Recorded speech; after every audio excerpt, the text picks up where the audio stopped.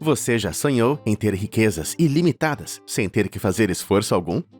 Eu também. Então, no vídeo de hoje, eu reuni as pessoas mais sortudas que deram de cara com as riquezas mais inacreditáveis. Prepare-se para fazer uma viagem por tesouros inimagináveis, mas eu já vou avisando. Para algumas dessas pessoas, a sorte não durou para sempre. É hora de dar uma olhada em algumas das descobertas incrivelmente sortudas que deixaram as pessoas podres de ricas.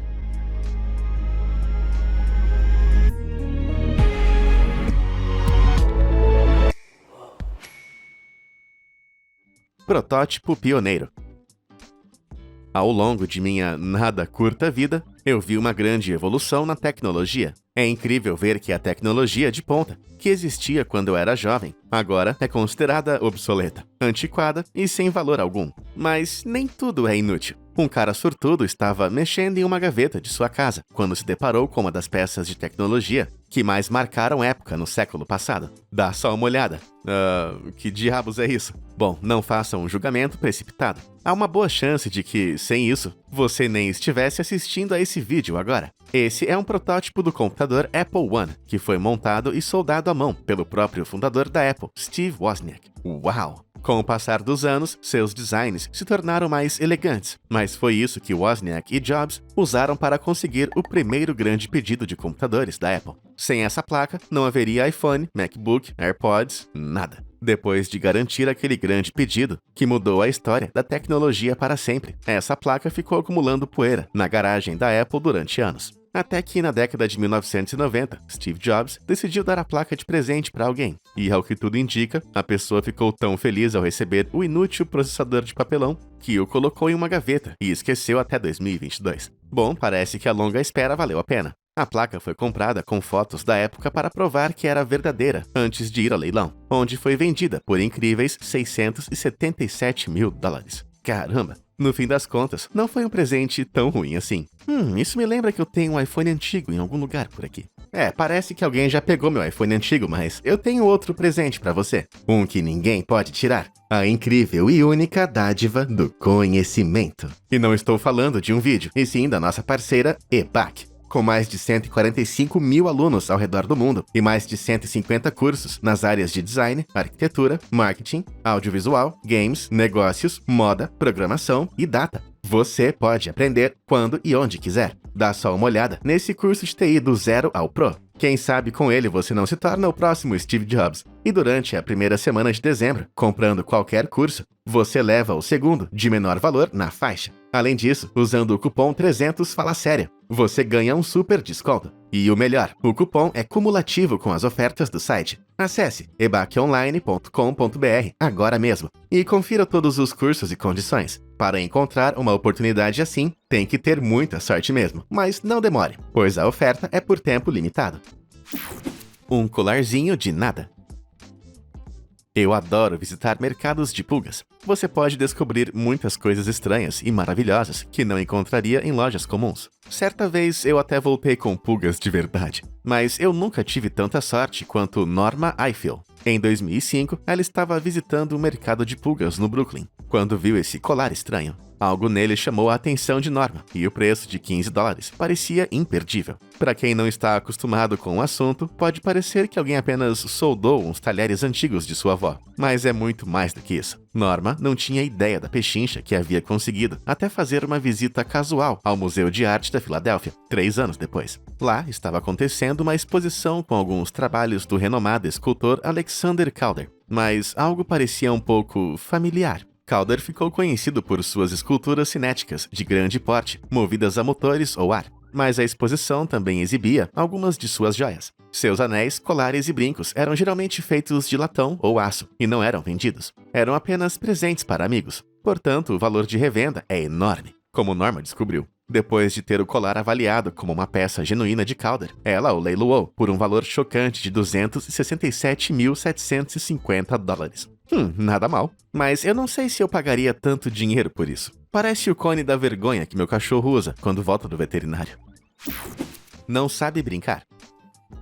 Decorar nossa casa é sempre uma tarefa árdua. Eu nunca sei quais quadros eu quero pendurar. Talvez eu devesse seguir as dicas desse indiano, que tem um olhar muito aguçado. Ele estava dando uma volta em uma loja de móveis, quando viu um quadro de flores que o agradou. Quando verificou o preço e viu que estava sendo vendido por uma pechincha, ele o comprou, levou para casa e o usou para cobrir um buraco em sua parede. Mas como o buraco foi para lá? Bravo! Não faça perguntas para as quais você não quer a resposta. Passado um tempo, o homem e alguns amigos estavam se divertindo em uma noite, jogando o jogo de tabuleiro Masterpiece. Nele, os jogadores competem em leilões fictícios de obras de arte. Já sabe onde isso vai dar, né? Pois é, enquanto jogava, o homem notou que uma das obras de arte que ele estava tentando arrematar tinha uma semelhança impressionante com a pintura pendurada em sua parede. A obra no jogo era do pintor americano de paisagens e naturezas mortas, e dono da maior testa das Américas, Martin Johnson Hade. E ao que parece, esse cara era famoso. No dia seguinte, ele entrou em contato com a Galeria Kennedy, em Manhattan, que era responsável pela curadoria das pinturas de Martin, para ver se a obra era legítima. E para a surpresa de todos, era mesmo. Não só era real, como também tinha um valor muito atraente, de $1.025.000. Caramba! O engraçado é que essa também não foi a primeira vez que uma pintura de Martin apareceu do nada. Outra pintura foi vendida em um leilão por $882.500, depois que o vendedor a comprou em uma venda de garagem por $29. Isso me faz lembrar. Eu acho que talvez eu tenha algo do Martin na minha garagem. Tadã! Quem eu tô tentando enganar? Isso não vai convencer ninguém. O último pirata. Algumas pessoas fazem loucuras para ficarem ricas. E pessoas como Tommy Thompson, um caçador de tesouros com cara de doido, estão dispostas até mesmo a violar a lei. Agora, se você acha que não está correto tirar sarro da aparência das pessoas, você está certo. Mas eu sei o que esse cara fez. Ele é tão louco quanto parece. Em 11 de setembro de 1988, Tommy ficou conhecido por ter encontrado os destroços do SS Central America. Esse navio a vapor com rodas de pás de 85 metros afundou durante um furacão em 1857, enquanto transportava, meu Deus, mais de 13.600 quilos de ouro.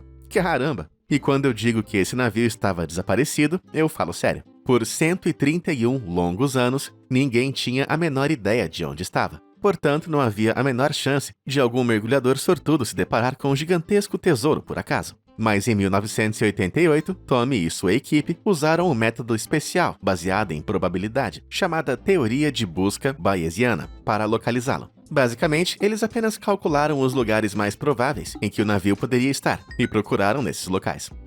Por que ninguém pensou nisso antes? De qualquer forma, depois de encontrarem a embarcação afundada, eles pilotaram um submarino personalizado de operação remota nas profundezas do oceano e recuperaram com sucesso os bens perdidos. Legal. Mas alguma ideia de quanto valia todo aquele ouro? 1 milhão? 10 milhões de dólares? Claro que não. Ao todo, a enorme carga valia algo entre incríveis 100 milhões e extraordinários 150 milhões de dólares. Mamma mia! De fato, um único lingote de ouro foi vendido mais tarde, por impressionantes 8 milhões de dólares. É fácil perceber que tanto dinheiro colocou um grande alvo nas costas de Tommy. 39 companhias de seguro alegaram que o dinheiro era delas, pois haviam pago indenizações pelos bens perdidos quando o navio afundou no século XIX. Na minha opinião, é uma alegação bastante absurda. Mas, de fato, após uma longa batalha legal, Tommy e sua turma acabaram ganhando 92% do ouro em 1996. Mas os problemas legais não pararam por aí. Veja bem, todo esse ouro parece ter subido a cabeça de Tommy. Lembra que eu disse que ele usou um submarino personalizado para recuperar o material precioso? Bom, acontece que ele pegou muito dinheiro emprestado de investidores e credores para construí-lo. E em meados dos anos 2000, ele foi processado mais de 160 vezes por falta de pagamentos. Difícil alegar que ele ficou sem grana, não é mesmo? Além disso, 500 moedas de ouro recuperadas do naufrágio desapareceram misteriosamente. Assim, em 2012, Tommy foi intimado pela justiça a revelar o paradeiro de tais moedas. Acontece que ele nunca compareceu à corte. Em um acesso de loucura induzido pelo ouro, Tommy escondeu mais de 4 milhões de dólares em contas bancárias no exterior e fugiu. Mas a vida em fuga não é fácil. Ele foi localizado em 2015, em um hotel perto de Boca Raton, na Flórida, e condenado a 2 anos de prisão. Só que da última vez que eu verifiquei, Tommy ainda estava preso. Há uma grande disputa legal sobre o paradeiro dessas 500 moedas de ouro. A justiça disse que vai manter Tommy preso por tempo indeterminado, até que ele confesse. Mas Tommy diz que não sabe nada sobre as moedas, alegando que sofre de perda de memória de curto prazo. Isso significa que temos um grande impasse. Tommy não pode sair da prisão e está sendo multado em $1.000 por dia, enquanto permanecer atrás das barras. E isso já soma mais de 3 milhões. Caramba! Eu não sei o que dizer sobre esse caso. Tommy Thompson é um legítimo herói pirata dos dias de hoje? Ou apenas um vigarista que está mentindo pro juiz? Diz aí o que você acha. Na mão da fé. Todos nós sabemos que a Austrália é uma mistureba de todas as fobias relacionadas a animais que existem. Mas para aqueles que são corajosos o suficiente para enfrentar seus medos, como o destemido caçador de metais Kevin Hillier, pode ser interessante visitar o país. Em uma noite de setembro de 1980, ele acordou de repente de um sonho muito vívido. Surpreso com a intensidade do sonho, ele logo rabiscou o que viu em um pedaço de papel e, em um momento de inspiração divina, pediu ao vizinho que assinasse o papel para ele. Hã? Que cara doido! Mas talvez ele não fosse tão louco assim. Kevin, um entusiasmado caçador de metais, estava prestes a fazer uma descoberta que mudaria sua vida. 12 dias depois, em 26 de setembro, ele estava perto de Kingower, em Victoria, quando seu detector de metais começou a ficar maluco. Kevin então começou a cavar e ficou chocado com o que encontrou. Apenas 30 centímetros abaixo do solo, havia uma enorme pepita de ouro. A pepita, que foi batizada de Hand of Faith, ou Mão da Fé, mede impressionantes 47 centímetros por 20 centímetros e pesa incríveis 27 quilos. Isso sim reluz o que é ouro. Mas o mais estranho de tudo é que você se lembra daquele desenho que o Kevin fez o vizinho assinar? Bem, ele tem uma semelhança impressionante com a pepita. Confira você mesmo. Assustador, não é? E as boas notícias não param por aí. Nosso bom amigo Kev entrou em contato com a Kovacs Gems and Minerals, que vendeu a pepita gigante. Ela foi comprada pela rede de cassinos Golden Nugget, pelo valor de $1 milhão. Tchim, tchim! Impressionante! Muito impressionante. Eu fico feliz por ele. Talvez um dia meus desenhos também me rendam uma pequena fortuna. Enquanto isso, o que eu posso oferecer a você é uma riqueza infinita de conhecimento. Tudo o que você precisa fazer é clicar nos botões de curtir e se inscrever. E eu vou continuar enviando essas preciosas pepitas de informação para você. E aí, tudo feito? Maravilha! Agora de volta ao vídeo. A sorte de Sutton.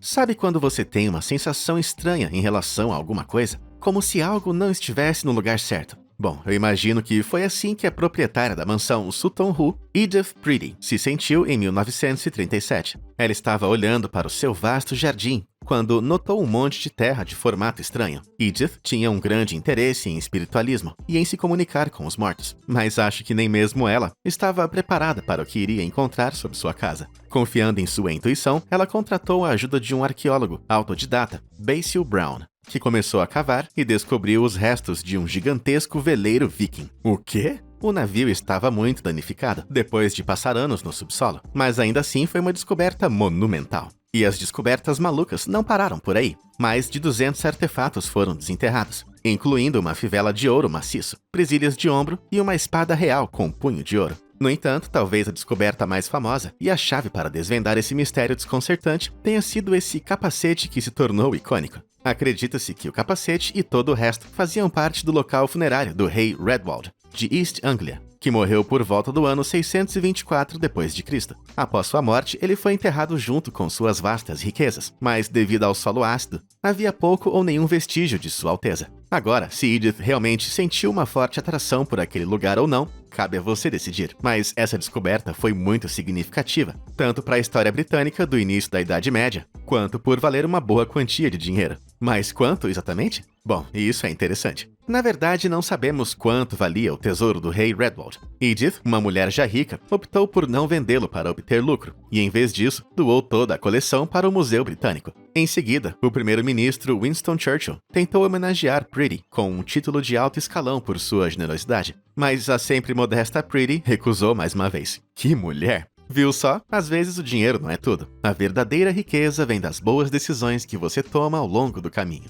Oh. Pedregulho precioso. Nós, seres humanos, somos fáceis de agradar. É só vermos uma coisa brilhante que vamos gostar dela. Em 1986, o Lunatic Hill Mining Syndicate descobriu uma coisa brilhante que era de outro mundo, quase literalmente. Dá só uma olhada. Encontrada em Lightning Ridge, na Austrália, essa magnífica opala pesa cerca de 2.000 quilates, ou 400 gramas, e tem o tamanho aproximado do punho de um homem. o que a torna a maior opala negra não lapidada do mundo. Você pode pensar que essa pedra magnífica veio de outro planeta, e eu até entendo por quê. Mas esse não é o caso. As opalas se formam quando as rachaduras no interior das rochas se enchem de fluidos ricos em sílica. Com o tempo, essa sílica se cristaliza em pedras iridescentes, de diferentes formas e cores. Mas essa opala é tão impressionante que recebeu o nome de um corpo celeste. A opala Halley's Comet é uma homenagem adivinha só, ao cometa Halley, que passa pela Terra a cada 75 anos e é visível a olho nu. E acontece que em 1986, quando a opala foi encontrada, o cometa estava passando.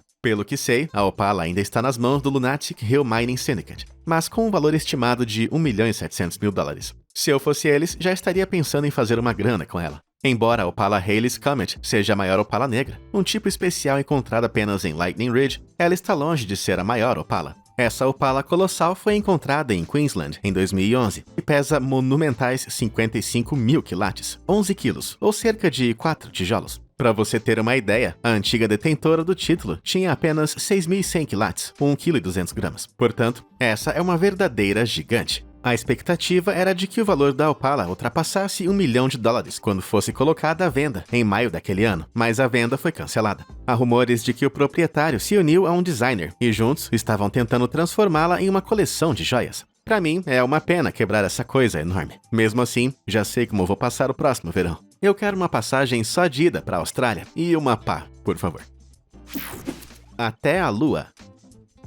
A opala negra pode até parecer vinda de outro mundo, mas você quer ver uma descoberta insana que realmente não é desse planeta? Esse é o meteorito Brenham. Essa rocha espacial extraordinária caiu no condado de Kiowa, no Kansas, há cerca de 1000 anos. Desde então, pequenas porções do meteorito foram descobertas ao redor do local do impacto. Mas foi somente em outubro de 2005 que o geólogo Philip Money e o caçador de meteoritos Steve Arnold localizaram e recuperaram o fragmento maior, que pesa colossais 650 quilos. Isso sim é um achado de peso. Se você estiver interessado em possuir um pequeno pedaço de rocha espacial, pode comprar facilmente online, mas não é barato. E o mesmo vale para Brenham. Em 2016, ele foi avaliado entre $717.500 e $1.100.000. Mas isso é apenas um pedaço, certo? No total, foram recuperados mais de 6,8 toneladas desse meteorito. Imagine encontrar tudo isso em um único pedaço. Bem, usando o preço de leilão do pedaço grande, eu posso estimar que se todos os 6.800 quilos tivessem sido encontrados inteiros, ele poderia render cerca de $11,5 milhões.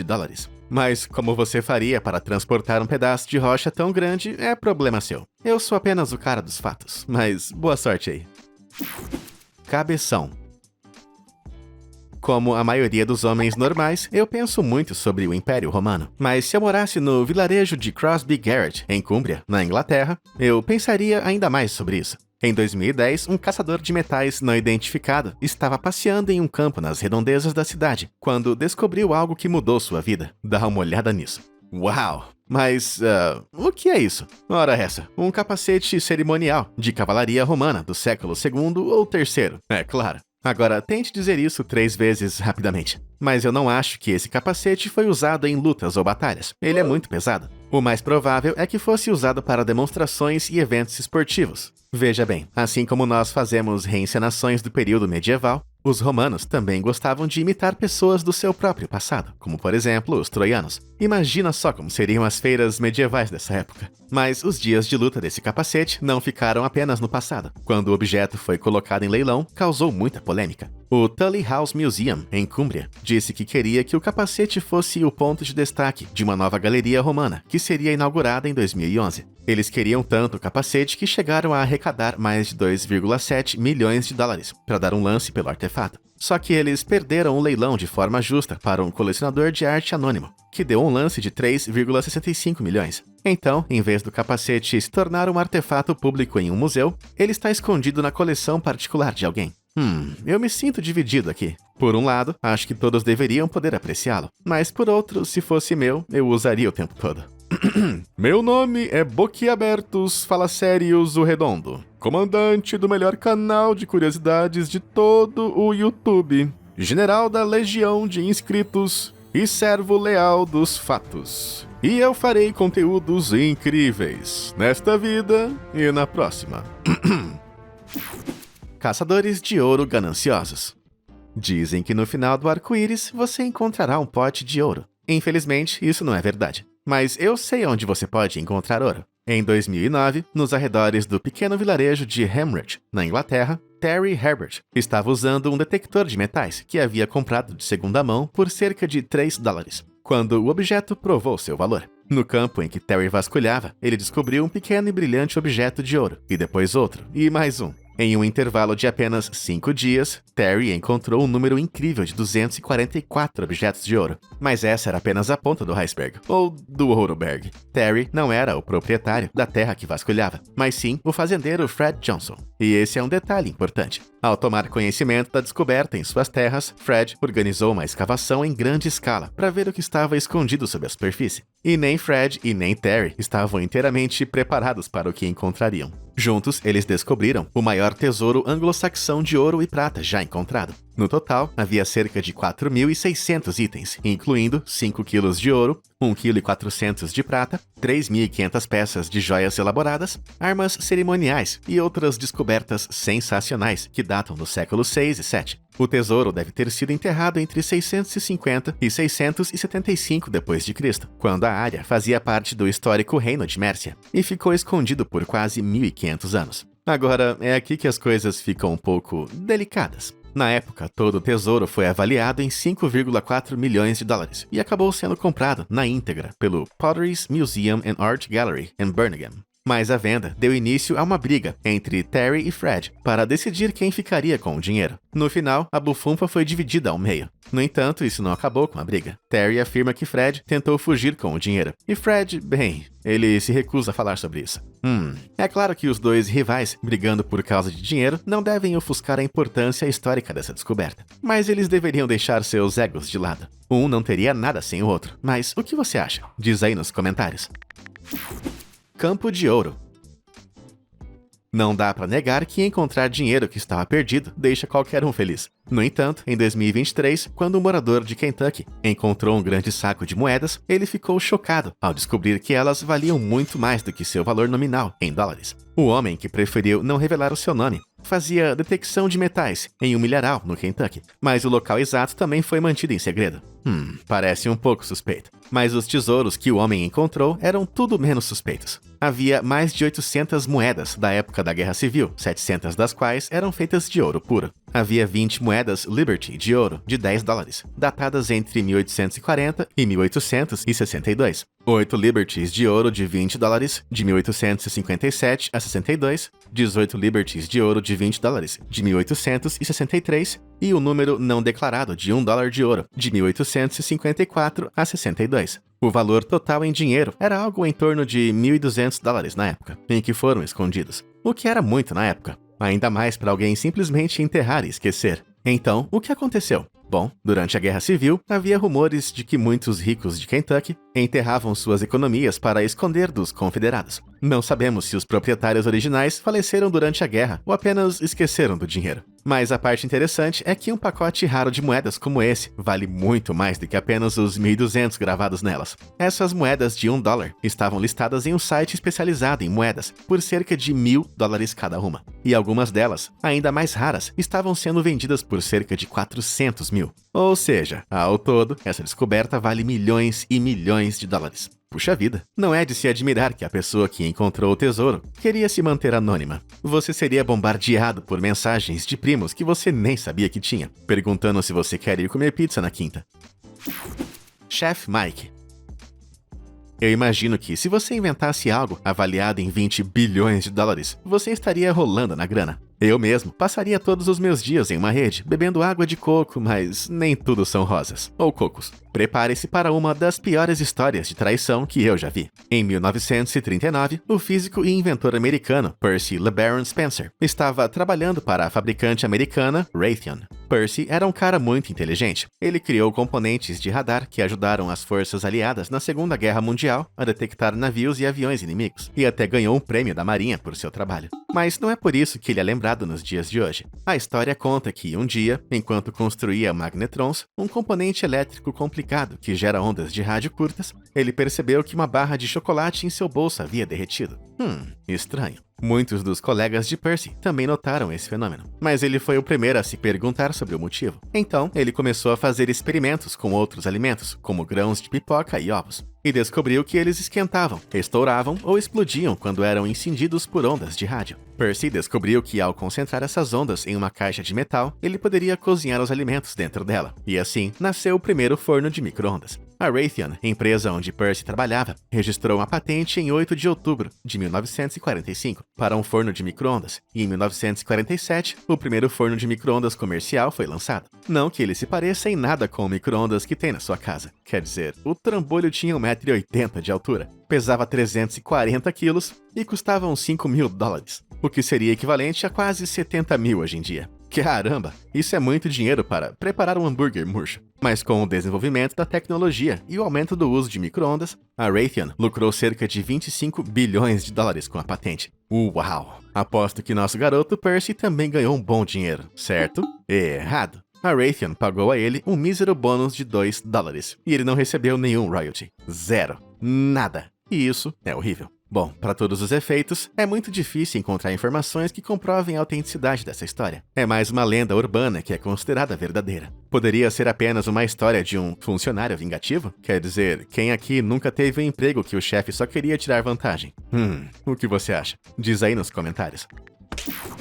É nojento, mas tem seu valor. Nem todos os objetos da sorte são brilhantes e bonitos. Alguns deles são, na verdade, bem nojentos. Foi isso que Charlie Naismith, de 8 anos, de Bournemouth, Inglaterra, descobriu. Ele estava caminhando pela praia de Hengistbury Head, quando avistou uma rocha incomum. Ela tinha uma cor amarelada e parecia cerosa ao toque. O que poderia ser? Bom, o pequeno Charlie havia encontrado um pedaço de âmbar gris. Parece chique, não é? Mas essa substância tão cobiçada é, na verdade, vômito de cachalote solidificado. Que nojo. Os cachalotes comem cefalópodes, como lulas e chocos, e à medida que se alimentam, as partes indigestas, como os bicos, são expelidas. Entretanto, em raras circunstâncias, essas partes podem se mover para os intestinos da baleia e se juntar. Com o passar dos anos, elas se transformam em uma massa sólida de âmbar gris, que eventualmente sai pela parte dianteira ou traseira do mamífero gigante. Legal. Agora, o âmbar gris é muito procurado para ser usado em perfumes. Quando seco, ele tem um odor agradável e almiscarado, mas as baleias cachalotes são protegidas. Portanto, a caça a elas não é uma opção, o que faz com que os preços do vômito de baleia subam bastante. Mais de $4.500 por quilo. No entanto, nosso amigo Charlie teve o seu pedaço avaliado em 63 mil, e ele pesava apenas 600 gramas. Puxa vida! Se esse valor está ligado à sua qualidade superior ou algo assim, eu realmente não sei. Não sou especialista em vômito de baleia, mas a venda do material poderia deixá-lo rico. Isso se ele não fosse um cara bem legal. Charlie diz que quer investir o dinheiro em um abrigo para animais. Minha fé na humanidade não foi totalmente destruída ainda. Obrigado, Charlie. Monstro dos filmes. Eu adoro ir ao cinema. É o único lugar onde posso comer tudo que eu quero no escuro e ninguém vai me julgar por isso. Mas em uma sala de cinema desativada em Long Island, algo ficou oculto no escuro e era muito mais assustador do que o meu rosto coberto de mostarda. Em uma das antigas cabines de proteção foi encontrado um pôster original do filme Frankenstein, de 1931. Sinistro. O pôster foi encontrado por um homem que trabalhou no cinema quando era adolescente. Mas não se trata de qualquer pôster velho. Esse é o único pôster original de 1,80 m do filme que se tem conhecimento. Achados como esse são tão incrivelmente raros que os aficionados por cinema desembolsaram muito dinheiro. O pôster foi vendido em um leilão em 2015 por incríveis $358 mil. Agora, se o senhor que o descobriu pôde ficar com o dinheiro do leilão, eu não tenho certeza. Mas, se sim, eu diria que não foi um pagamento ruim por ser o primeiro trabalho da adolescência. Um monte de Pollock. Ao longo da vida, colecionamos todos os tipos de objetos sentimentais de tempos passados. E assim como esse morador de Scottsdale, Arizona, acabou descobrindo, suas bugigangas podem valer alguns trocados. Em 2016, ele estava arrecadando dinheiro para ir a uma casa de repouso e lembrou-se que tinha em sua garagem um pôster antigo autografado do LA Lakers, que poderia render um dinheirinho. Legal! Só que quando o avaliador chegou, ele parecia mais interessado em vasculhar os outros bens do homem. Escondido em uma pilha de arte moderna, ele viu algo que lhe chamou a atenção. Algo que valia muito mais do que um pôster do Lakers autografado. Em meio a um monte de lixo sem valor, havia uma pintura do artista americano de vanguarda Jackson Pollock. Uau! Acontece que a meia-irmã do proprietário, Jennifer Gordon Cosgrove, era uma socialite abastada de Nova York. Enquanto o restante de sua família continuou morando no meio-oeste americano, ela estava envolvida nos círculos de arte dos anos 1950. Quando, infelizmente, ela faleceu nos anos 1990, seu irmão, o proprietário da casa, empacotou suas coisas e levou para a garagem. Agora, as pinturas de Pollock valem mais do que alguns trocados, muito mais. Assim, para provar que era real, um investigador particular foi contratado para refazer os passos de Jennifer, o que acabou levando a uma exposição de Pollock, onde ela poderia ter adquirido o quadro. Bingo! Depois disso, a obra foi enviada para ser examinada por especialistas forenses para comprovar a autenticidade. Dito e feito, o quadro era real. O Sr. Cosgrove esperava que o valor chegasse a incríveis 15 milhões de dólares em leilão. Uau! Mas infelizmente, o leilão foi cancelado no último minuto, por causa de compradores não regulamentados. Mas que pena. Da última vez que tivemos notícias, ele estava procurando discretamente por compradores particulares. Ainda assim, se chegar perto da estimativa do leilão, nosso amigo Scottsdale vai poder se aposentar muito feliz. Um fantasma na garrafa. No eBay, você encontra uma verdadeira mistureba elétrica de quinquilharias. Você conhece o ditado "o lixo de um homem é o tesouro de outro"? Bem, um dos primeiros anúncios virais do site distorce bastante o significado de tesouro. Em 2003, um vendedor chamado TJ101 publicou um anúncio de um item altamente incomum. E o título? Bom, fantasma em uma garrafa. Não é piada. Entre em contato para mais informações.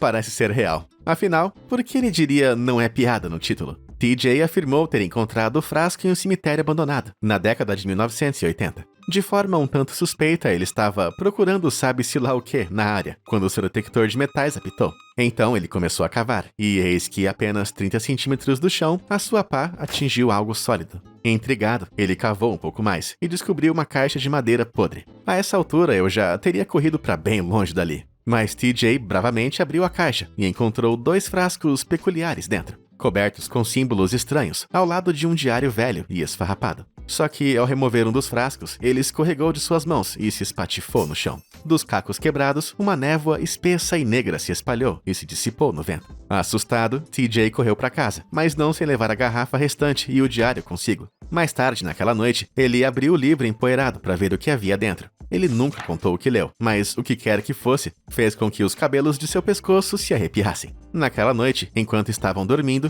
TJ foi visitado pelo que chamou de a coisa negra. TJ foi acordado por algo pesado empurrando seu peito. Ele tentou se soltar, mas a coisa negra fazia pressão como se quisesse esmagar TJ por completo. Depois do que pareceu uma eternidade, TJ se soltou e a coisa negra desapareceu. Em pânico e suando, ele jurou vender o frasco e se livrar dessa terrível maldição para sempre. É uma história bem assustadora. Se é verdade ou não, eu não sei. Mas isso não impediu que os lances pelo artefato supostamente amaldiçoado fossem feitos. 7 dias depois de ter sido listado, o leilão foi fechado por um valor assustador de $50.922 por um comprador chamado Gary the Gimp Horn. Infelizmente, muitos anúncios de alto valor no eBay não são pagos, e o velho Gary nunca chegou a pagar pela garrafa. Pelo que sabemos, TJ pode estar vivendo com a maldição ainda hoje. Se isso é uma boa ideia ou não, você é quem decide. Eu não sei o que ele pretendia encontrar cavando em um cemitério para começar. Isso nunca acaba bem. Brilho bonito. Esse ano vai ficar conhecido como o ano que eu entrei no mundo da moda. Eu vou ficar tão descolado que você não vai nem me reconhecer. Eu até já comprei meu primeiro grill, olha só isso. É muito difícil falar com essa coisa na boca. Entretanto, uma mulher anônima tem muito mais bom gosto para joias do que eu. Na década de 1980, ela comprou um anel de bijuteria barato, em um mercado de segunda mão, por $13. Ele era barato, com certeza, mas ela gostou. Tanto que nos 30 anos seguintes, ela o usou praticamente todos os dias. Então, em 2017, por pura curiosidade, ela decidiu mandar avaliar o anel. Ela sempre achou o anel bonito e recebeu muitos elogios por ele. Talvez alguém pudesse dizer se valia alguma coisa. E olha só, valia muito mais do que alguma coisa. Sabe aquela pedra preciosa incrustada? Bem, não era uma gema falsa, era um diamante enorme, de 26 quilates. E o avaliador estimou um valor de $400 mil. Caramba! Mas esse valor não chegou nem perto do preço de venda. Quando o anel foi leiloado, acabou sendo vendido por bem mais do que o dobro desse valor. Incríveis $847.667. Acho que eu preciso sentar aqui. O que me deixa perplexo é que a primeira pessoa que encomendou ou adquiriu esse anel certamente sabia seu valor. Então, em que momento ele mudou de mãos e foi entregue para alguém que achava que valia apenas um trocado? Acho que há uma grande parte da história que não sabemos. Espero que um dia tenhamos uma resposta. Parece que sua sorte está acabando, pois chegamos ao fim de mais um vídeo. Mas deixa aqui nos comentários qual dessas descobertas afortunadas foi a sua favorita. Como sempre, obrigado por assistir e até a próxima!